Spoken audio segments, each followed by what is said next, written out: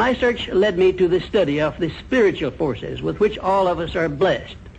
And it was in this field that I came upon a clue which has enabled me to help millions of people to find their earthly destinies. I want to describe my discovery in the simplest terms possible, because it will reveal to you why it is true that whatever the mind can conceive and believe, the mind can achieve, regardless of how many times you may have failed in the past or how lofty your aims and hopes may be. I caught my first fleeting glimpse of the profound law which provides the means by which we may choose our own purpose in life and attain it, while I was being coached by Andrew Carnegie during the organization of the Science of Success philosophy. I had just finished telling Mr. Carnegie that I feared he had chosen the wrong person to give the world the first practical philosophy of personal success because of my youth, my lack of education, and my lack of finances. Well, at this point, Mr. Carnegie delivered a lecture that I shall never forget, because it changed my entire life and paved the way for my helping to change the lives of millions of people, some of them not yet born. Let me call your attention to a great power which is under your control, said Mr. Carnegie, a power which is greater than poverty, greater than the lack of education, greater than all of your fears and superstitions combined. It is the power to take possession of your own mind and direct it to whatever ends you may desire.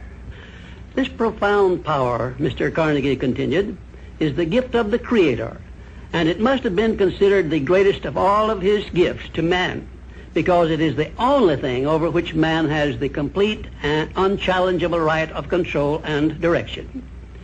When you speak of your poverty and lack of education, Mr. Carnegie explained, you are simply directing your mind power to attract these undesirable circumstances, because it is true that whatever your mind feeds upon, your mind attracts to you.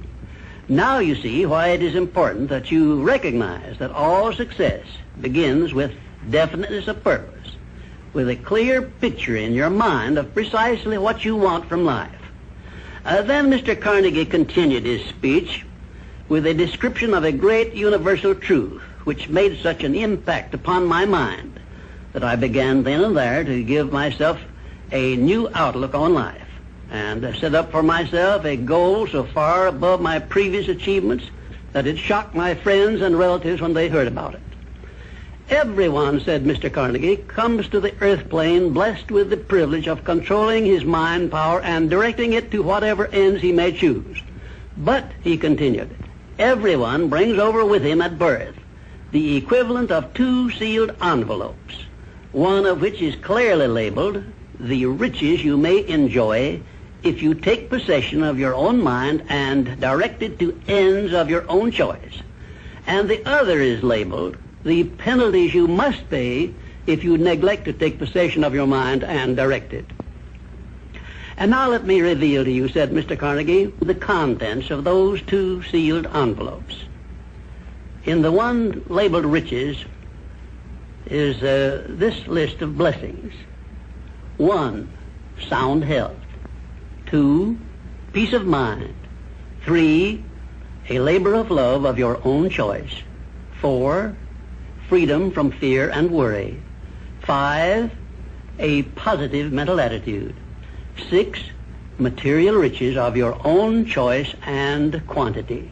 In the sealed envelope labeled penalties, Mr. Carnegie continued, is this list of the prices one must pay for neglecting to take possession of his own mind. 1, ill health. 2, fear and worry. 3, indecision and doubt.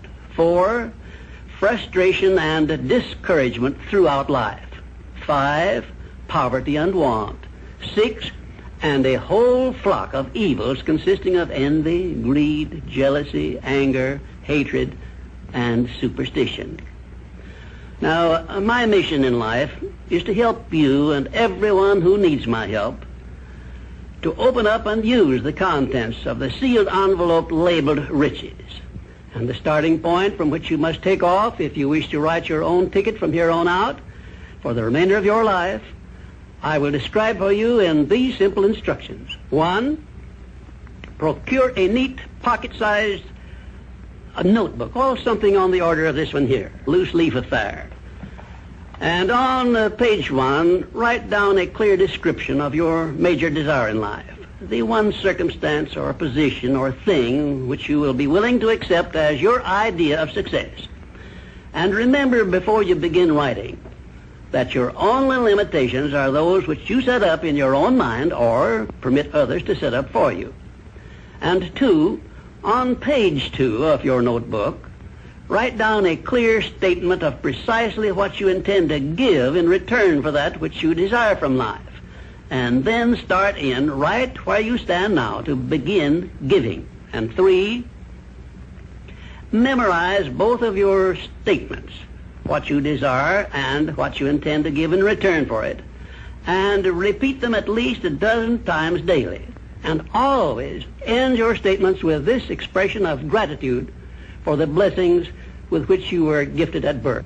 I ask not, O divine providence, for more riches, but more wisdom with which to accept and use wisely the riches I received at birth in the form of the power to control and direct my mind to whatever ends I desire.